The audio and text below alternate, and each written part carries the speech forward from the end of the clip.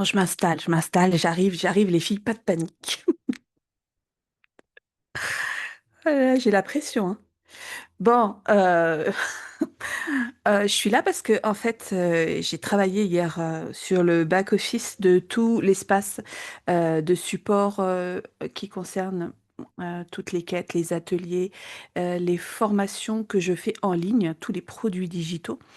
Et en bidouillant, en remettant les dossiers à jour, en faisant deux, trois choses, ça a créé du mouvement et ça a envoyé des emails automatiques. Et notamment à toute ma communauté qui a fait le soin, euh, le voyage sonore et sacré rayonne et qui avait pris l'offre du message canalisé. Euh, et donc, j'ai reçu plein de mails en me disant, Ah Aurélie, c'est génial, on va avoir un message supplémentaire. Non, les filles, en fait, je me suis plantée. Enfin, je me suis pas plantée, mais j'ai fait du nettoyage du ménage et j'ai changé des étiquettes. Voilà, c'est un truc qu'on fait en arrière-plan. Bref, et ça a relancé la campagne mail et vous avez reçu un mail vous disant que vous alliez recevoir un message canalisé. Donc, beaucoup de déception pour certaines et en général, beaucoup de compréhension. Pas de souci pour la plupart. Mais j'ai senti une petite déception et je me suis dit, ah mince. Et surtout, j'en ai eu plein qui m'ont dit, ah mais c'est fou parce que du coup, je me suis dit que c'était clairement bienvenu et que c'était clairement un message pour me dire que j'avais besoin d'entendre quelque chose ces jours-ci. Et effectivement, on traverse une période qui est un petit peu difficile. Donc voilà, j'ai eu beaucoup de messages en ce sens.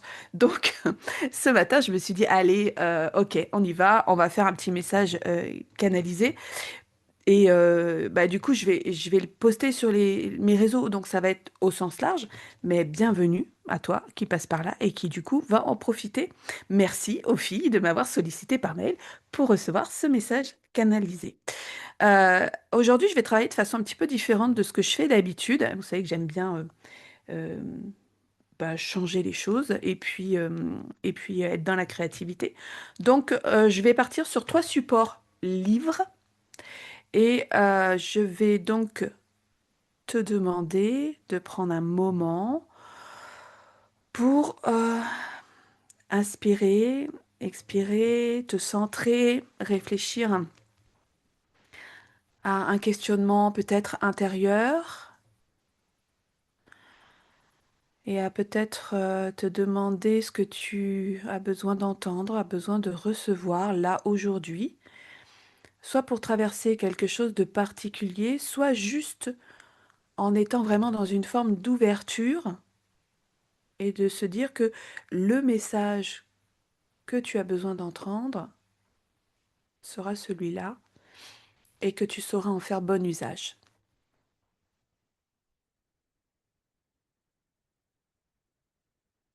Et du coup, je vais te demander de penser mentalement à un chiffre entre 1 et 3, puisque j'ai sous les yeux trois livres différents dans lesquels je vais aller chercher un message.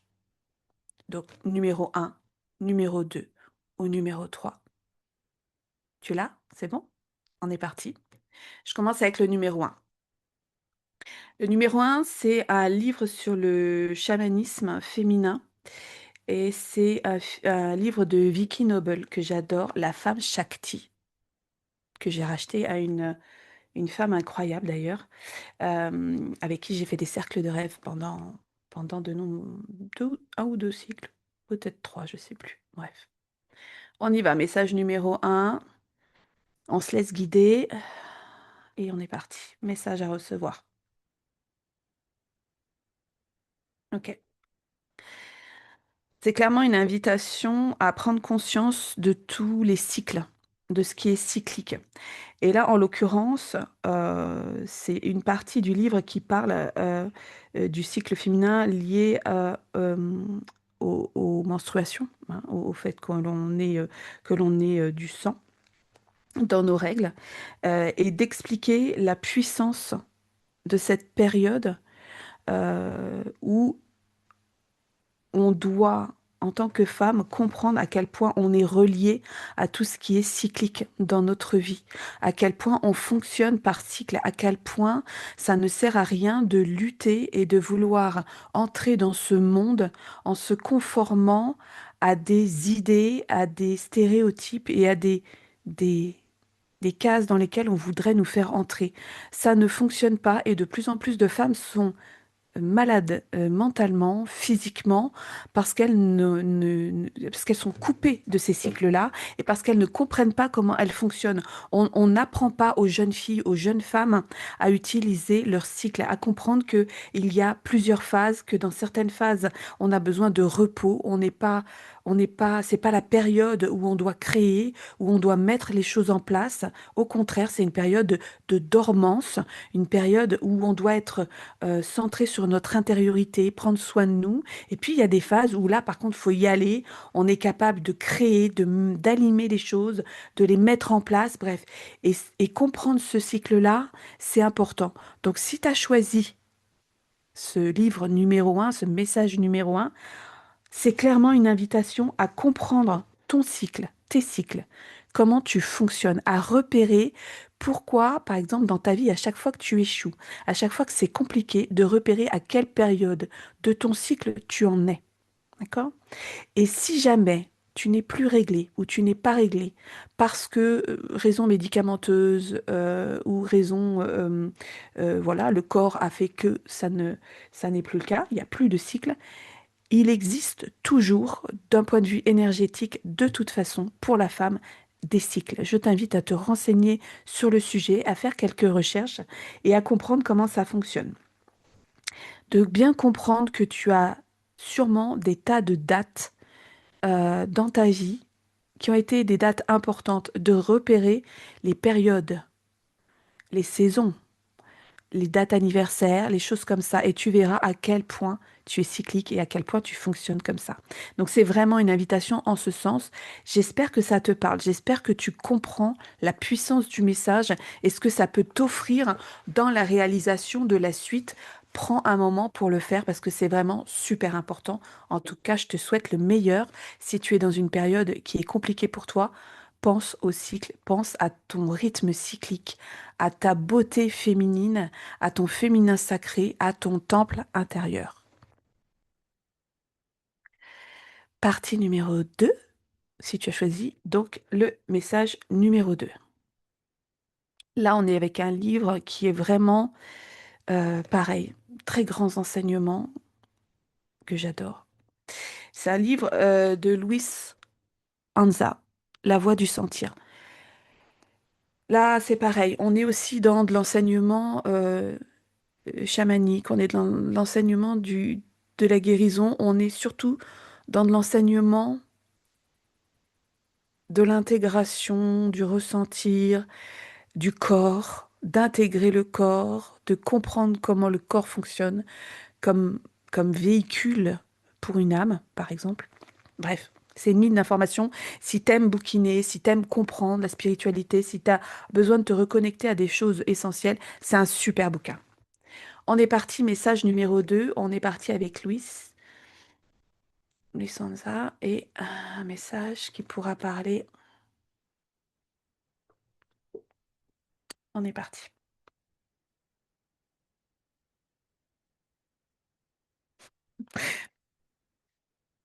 C'est aussi question du féminin. C'est marrant, on est vraiment dans une récupération en ce moment d'enseignement très profond. Luis Sanza, à ce moment-là du livre, on est vers la page 379. Il parle du fait que les hommes vont devoir faire un sacré effort, mais les femmes aussi, parce qu'elles sont devenues trop masculines.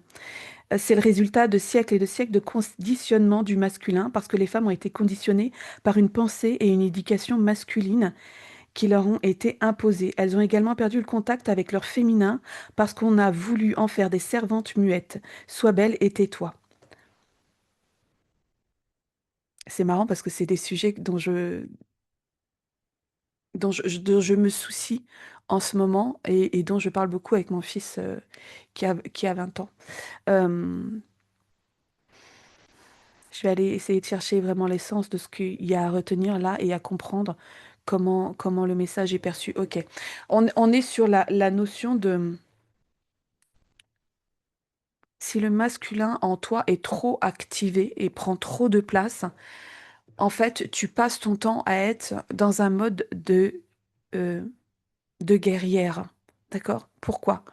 Parce que la féminine, la femme qui est dans son féminin, elle est là pour créer. C'est-à-dire qu'elle fait, elle prend avec tout ce qu'elle a autour d'elle et elle fait une petite popote. Tu vois, comme en cuisine, c'est pareil. Elle prend plein d'ingrédients et elle en fait quelque chose de savoureux, de beau, de bon, de nourrissant sur tous les plans, hein, intellectuels et nutritif et, et- et remplissant et qui fait grandir et qui amène plein de choses. Sauf que comme elle est bien souvent accompagnée par un homme qui n'est pas dans son masculin, elle se sent comme obligée d'aller chercher des choses pour l'aider à faire ce pourquoi elle est faite, c'est-à-dire créer. Mais comme le masculin n'est pas là à côté d'elle, ne la porte pas, ne la met pas en sécurité, ne lui donne pas le cadre dont elle a besoin, elle est obligée, quelque part, d'aller compenser ça. Du moins, c'est ce qu'elle pense. Et du coup, elle n'est pas dans son féminin, elle est dans son masculin. Et elle est dans une forme erronée de masculin, puisque ça n'est pas son essence de départ. Et elle est dans un masculin combat, dans un masculin qui affronte, dans un masculin qui est en colère, qui se rebelle et qui n'est pas aligné avec ce pourquoi elle est faite, puisque encore une fois, elle est faite pour créer et pour créer avec de l'amour, avec des choses qui sont douces mais puissantes et qui sont très alignées, très structurées.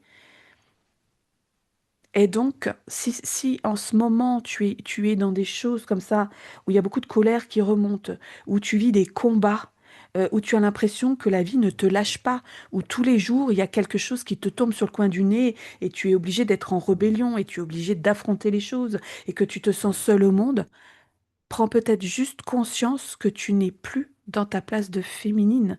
Tu n'es plus dans ton féminin qui est de créer, qui est de voir à quel point tu es une reine, à quel point tu es responsable de ton petit royaume, de te faire ton petit ménage, de préparer tout ce que tu as à préparer pour toi, pour ta dimension, pour te faire grandir, pour faire grandir ta famille.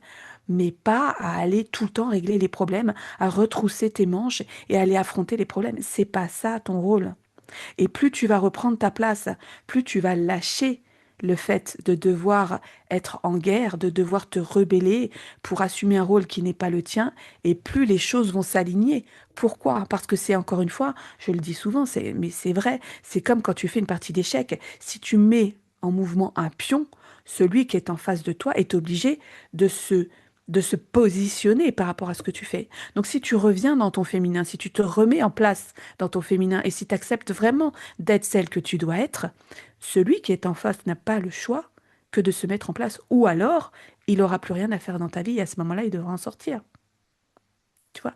Mais c'est là aussi, on est dans une histoire de réalignement et de repositionnement. Très très belle formulation de Luis pour nous rappeler à quel point ce qu'on vit aujourd'hui n'est pas du tout en phase. On n'est pas du tout à notre place, on ne vit pas les choses comme on devrait les vivre. Et c'est vraiment tragique parce qu'on le voit sur les générations, les hommes ne savent plus comment être des hommes, ils ne savent plus comment se positionner, et les femmes sont toutes des guerrières. Ça n'est pas leur rôle. Elles n'ont pas à sortir comme ça, à avoir cette espèce de sensation de devoir faire les choses.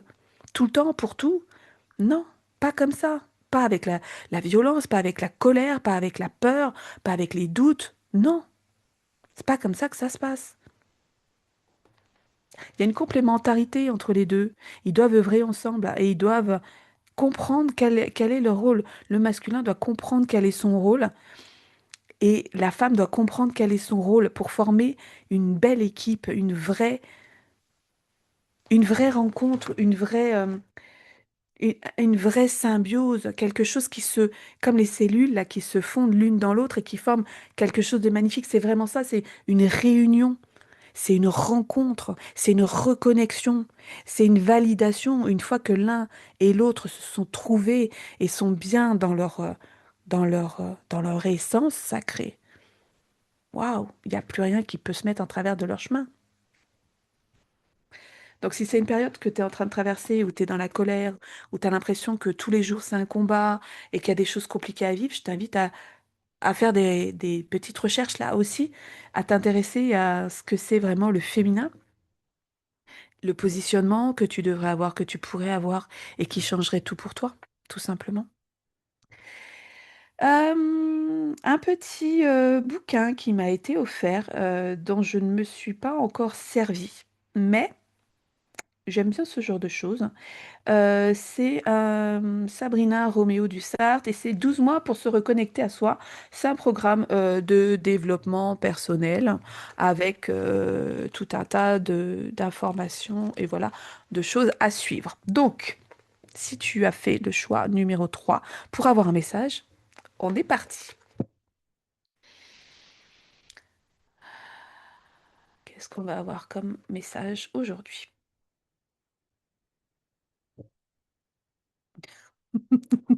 Je rigole parce qu'en fait, je tombe sur presque rien. OK? Donc, on est sur mai-juin. Voilà. Bilan, on est sur bilan du mois de mai et juin, c'est marqué un mois pour s'épanouir. OK? Donc, je pars du principe que le mois de mai, pour toi, va être une période de bilan, va être une période de réflexion. Peut-être que ça a déjà commencé. En tout cas, c'est ce que je perçois. Une période de réflexion, une période de réalignement, de préparation à cet alignement. Peut-être pas mal de tri, peut-être pas mal de compréhension, d'intégration. Mai va faire le bilan d'une période, d'un cycle qui se termine, qui se boucle pour toi. Et juin, qu'est-ce qu'on nous a dit? Un mois pour s'épanouir. Début de l'épanouissement. Début de l'éclosion. Ouais. Ça veut dire que là aussi, oh, c'est fou. On parle de saisonnalité là en fait, hein, également. Juin, période d'éclosion, oui, on est dans l'été, on est dans la période où les fleurs vont s'épanouir, où les fruits sont en train se mettre en place. Certaines récoltes vont pouvoir peut-être commencer ou ont déjà commencé. Il y a des choses, des récoltes qui vont pouvoir avoir lieu, des graines que tu as semées, peut-être peut-être au printemps dernier, peut-être à l'automne, des choses que tu as commencé à déblayer, à mettre en place, mais fait comme une espèce de synthèse, d'accord? De prise de vue, de tiens, ouais, ok, j'en suis là, j'ai fait tout ça, je suis prête. Peut-être un mouvement fort de repositionnement sur certaines choses, peut-être une cassure nette avec des situations, des personnes et la bascule au niveau du mois de juin pour repartir sur autre chose. Je voudrais bien avoir une petite précision. Je vais aller chercher un outil que j'utilise et que je propose dans certains ateliers et ou formations. C'est une boîte dans laquelle j'ai plein de petits messages. On va aller en chercher un pour avoir une info un petit peu plus, un ou deux. On va voir. Je regarde pas, je sors les petits bouts et puis je vais les lire juste après. Voilà, j'en ai deux.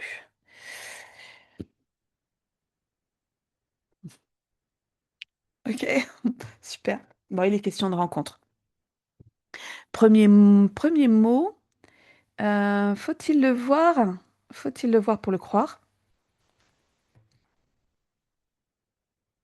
Et rencontre. Ok. Donc, on parle clairement, de renouveau, de changement d'état d'être. Et en même temps, il y a comme un petit avertissement. En tout cas, c'est comme ça que ça sonne pour moi. Parce qu'il y a quand même le point d'interrogation, hein, ok? Est-ce qu'on est obligé de voir les choses pour comprendre qu'elles ont eu lieu, pour comprendre que ça s'est passé, pour comprendre que ça a été digéré, entendu, vu, guéri, transcendé, bref. Et je vois aussi en dessous une invitation par rapport à cette rencontre-là, qui peut être amoureuse, mais pas forcément, d'accord? Ça peut être à plusieurs niveaux et c'est à prendre en fonction de ce que tu es en train de conscientiser, de vivre et de traverser. Euh, il y a peut-être aussi un travail à faire avec cette façon qu'on peut avoir de se positionner pour attirer à soi exactement ce que l'on souhaite. C'est-à-dire que on attire à soi ce que l'on est. D'accord? Et si on est tout le temps dans le doute ou dans les peurs, mais qu'on aimerait bien, par exemple, avoir une situation euh, spécifique ou rencontrer quelqu'un de spécifique, mais qu'on est dans les peurs, dans les doutes, dans la dévalorisation de soi, forcément, ce qu'on émane de soi, ce qui transpire de soi, c'est en lien avec les peurs, les doutes et les croyances qu'on a. Donc peut-être travailler sur ce côté de je sais que je mérite ça, je sais que je peux avoir accès à ça, je sais que là, quelque part, pour moi, ça existe. Et du coup, pour pouvoir réaligner les choses et se placer sur cette ligne sur laquelle on va pouvoir activer ça. C'est ça aussi, faut-il le voir pour le croire. C'est aussi ça, d'avoir cette espèce de foi en soi que on a plusieurs versions et que la version qui est dans les peurs et dans les doutes, on n'en veut plus et qu'on veut attirer la version de nous qui vibre haut et qui est dans quelque chose de positif et de super bien aligné. Je vérifie si j'ai autre chose par rapport à ça. Bon, c'est ok, on a bouclé le truc. Waouh, super. Merci. Voilà. Message 1, 2, 3. J'espère que ça te parle. J'espère que ça t'a dit quelque chose sur toi, sur ce que tu es en train de traverser. N'hésite pas à commenter et à me faire un petit retour là-dessus. Si tu veux pas commenter en public, ce que je peux comprendre tout à fait, tu sais que tu peux me joindre sur les réseaux en message privé ou même par mail. Et puis, on peut échanger si tu as besoin. Tu sais que si tu as besoin d'aller plus loin, d'avoir des accompagnements, je le fais, je le pratique. Tu vas sur mon site internet et puis on se retrouve à un autre endroit, à un autre moment, avec grand plaisir. Je te souhaite une belle journée.